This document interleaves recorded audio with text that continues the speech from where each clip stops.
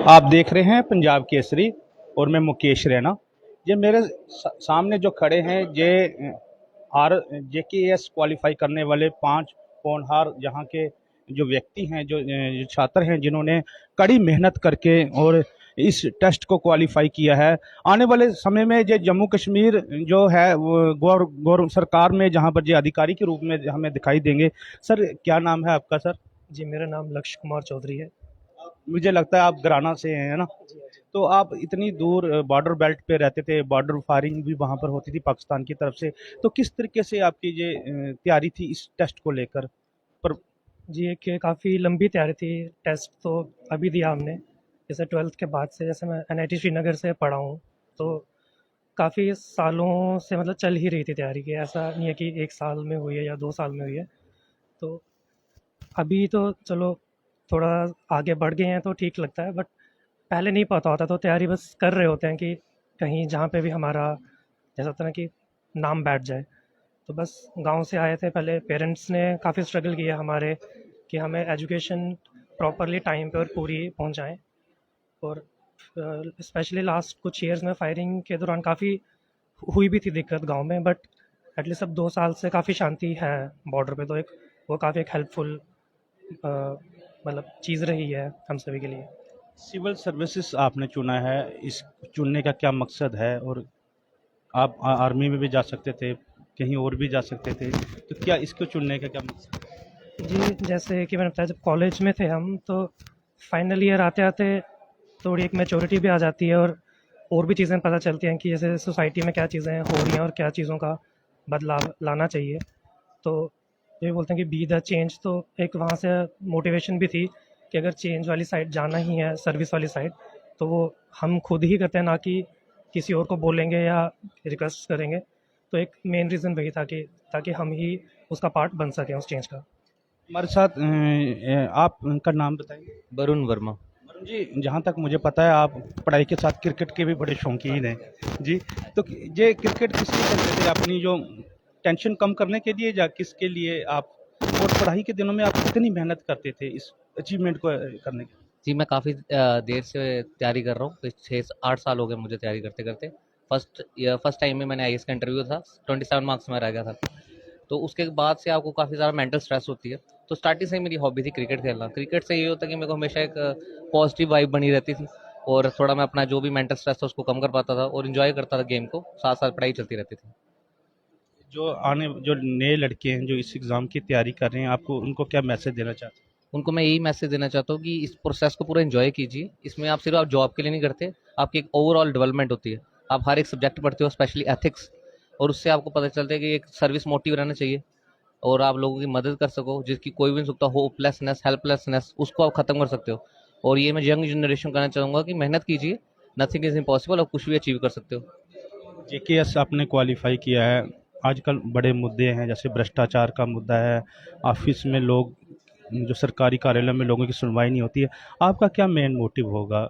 मेरा मोटिव होगा सर, जो कि अभी कर भी रही है गवर्नमेंट, एक पब्लिक सर्व करना विद अपमोस्ट ऑनेस्टी।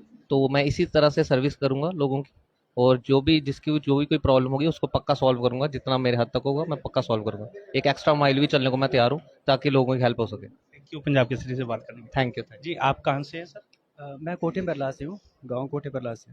जी। तो ये जहाँ तक मुझे लगता है जो बॉर्डर दूर दराज का गांव है, वहाँ पर तो एक गाड़ियों का भी आना जाना बड़ा कम रहता है।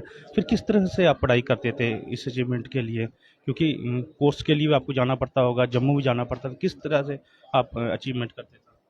फिलहाल आजकल वो चीज़ तो रही नहीं है, जब से डिजिटल इंडिया आया है हर किसी के पास इंटरनेट है। इंटरनेट की फैसिलिटी नहीं है जहाँ तक मुझे लगता है, अभी हुई है, शायद पहले नहीं थी। जी हाँ, कुछ एरियाज़ में प्रॉब्लम है, ऐसी बात नहीं है, लेकिन ये है कि हाँ, दूर तो है काफ़ी। जम्मू जाने के लिए आपको मिनिमम भी 2 घंटे लग जाते हैं। तो ऐसा नहीं होता, मतलब ठीक था जो भी था। स्ट्रगल्स होते हैं, बिना स्ट्रगल के तो आप कुछ अचीव नहीं कर पाते हो। और आप उस प्रोसेस को अगर जब एंजॉय करना स्टार्ट कर देते हो, फिर वो आपको वो लगता नहीं है वो चीज़ कि मेरा स्ट्रगल है, जब बहुत मेहनत करनी पड़ रही है, इतनी प्रॉब्लम्स हैं, वो फिर चीज़ नलीफाई हो जाती है। तो मेरा यही बिलीव है कि जिस भी प्रोसेस में आप हो, जो भी एग्ज़ाम की प्रिपरेशन कर रहे हो, जॉब कर रहे हो, कुछ भी कर रहे हो अपनी डेली लाइफ में, उसको एंजॉय करो, उसको दिल से करो। तो वो चीज़ बड़ी आसान हो जाती है करना। तो मेरा यही बिलीफ रहा है, और खुद को सेल्फ मोटिवेट करो।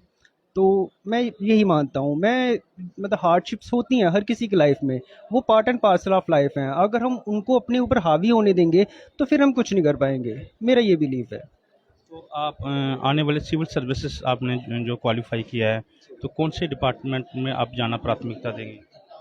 वो तो मेरिट और रैंक के अकॉर्डिंग होगा, बट आई होप एडमिनिस्ट्रेशन मिल जाए मुझे, क्योंकि मेरा फर्स्ट प्रेफरेंस एडमिनिस्ट्रेशन ही है। तो let's see how thing works. Sir ji, हमारे साथ एक प्यारी सी गुड़िया है, आपका नाम? दीक्षा चिब। आप कहाँ से? मैं वार्ड नंबर 12 आरएसपुरा से। जी। जेकेएस आपने क्वालिफाई किया है, कितनी मेहनत करनी पड़ी आपको इस मुकाम तक पहुंचने के लिए? सर मेहनत तो बचपन से ही शुरू हो जाती है। जब हम अपनी स्टडीज़ को शुरू करते हैं तो एक बच्चे का बेस बनता है, मेहनत करते हैं बच्चे।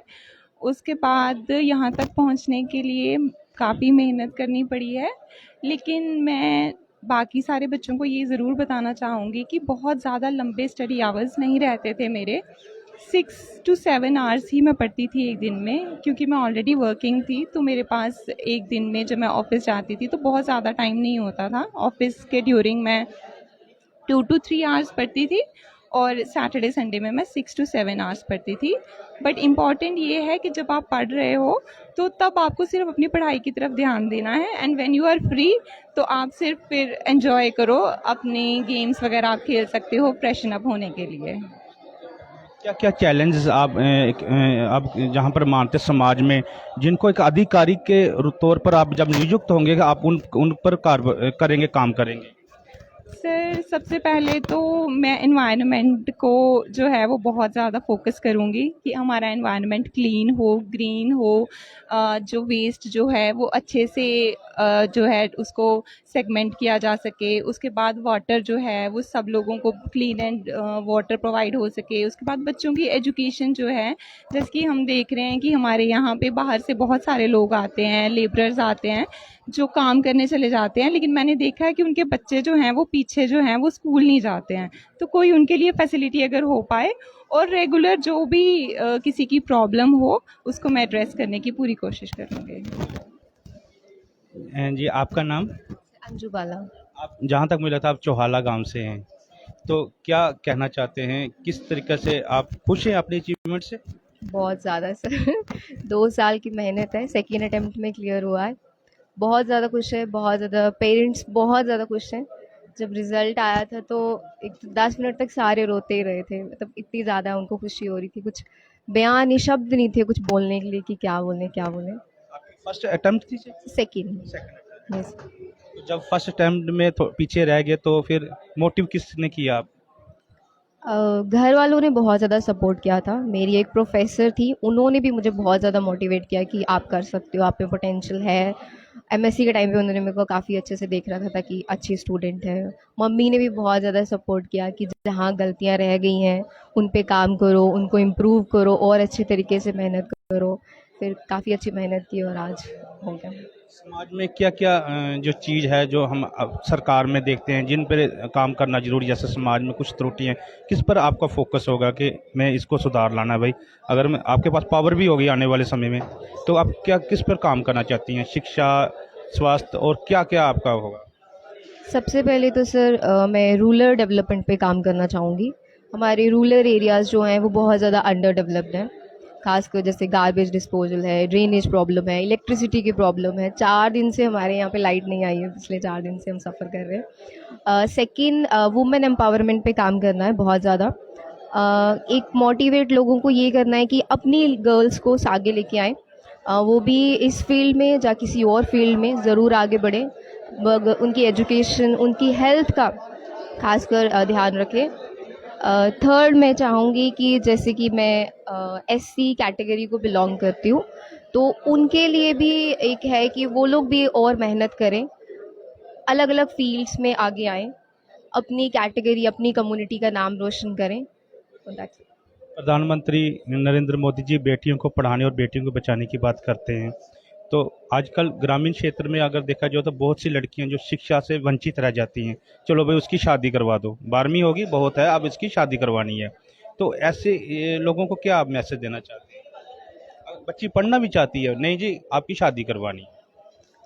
सर होता है ऐसा, पर लकीली मेरे साथ ऐसा नहीं हुआ। मेरी फैमिली ने हमेशा मेरे को सपोर्ट किया है, मेरी एजुकेशन में, हेल्थ में, हर फील्ड में उन्होंने मेरे को मोटिवेट किया है कि तो कॉम्पिटिशन्स में पार्टिसिपेट करो।